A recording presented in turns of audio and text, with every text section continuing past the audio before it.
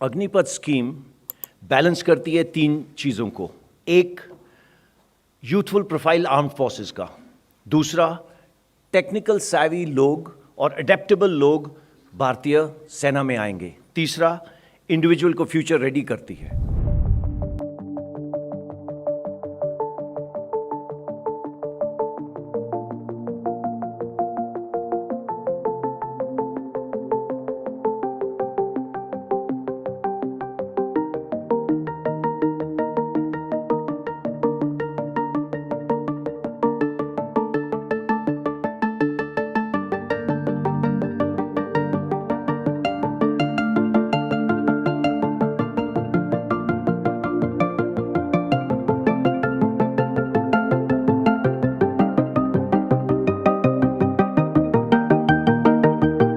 किसी के पास भारत जैसा डेमोग्राफिक डिविडेंड नहीं है।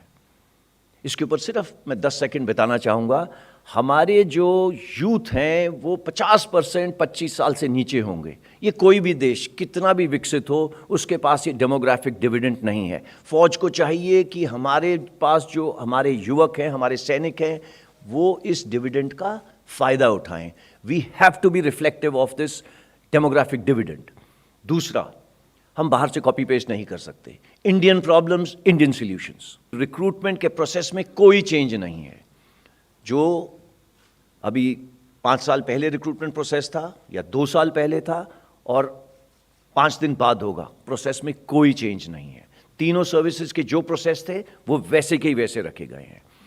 ऑल इंडिया ऑल क्लास के ऊपर लोग बोल रहे हैं, कोई फर्क नहीं है। पहले भी हम ऑल इंडिया ऑल क्लास थे, अब भी ऑल इंडिया ऑल क्लास रहेंगे। इसमें कोई किसी को, ये खासकर इसकी ज़रूरत है हमारे जो वेटरन भाई हैं जिन्होंने हमको ट्रेन करके यहाँ बिठाया है, उनके लिए है।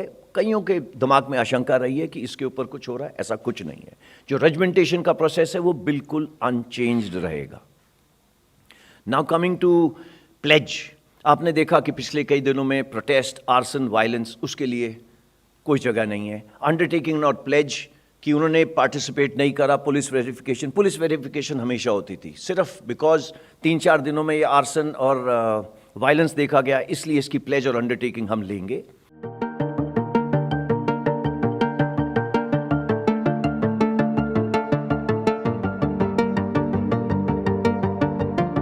अगर कल को, आज से 4 या 5 साल बाद, अग्निवीर अगर कहीं बाहर लड़े में मिलेगा, उसे परमवीर चक्र मिलेगा और आप उसके गवाह होंगे।